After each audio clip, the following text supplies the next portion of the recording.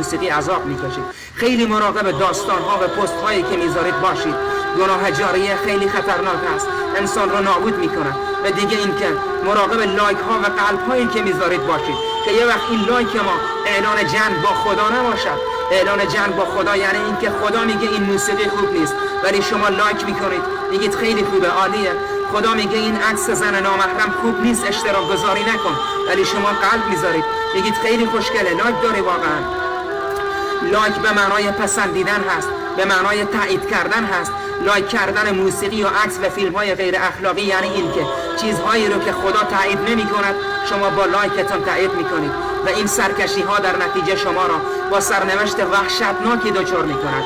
ای کسی که عکس و فیلم های غیر اخلاقی رو اشتراک گذاری میکنید، از خدا بترسید، فضای مجازی رو از وجود این آشغال ها پر نکنید.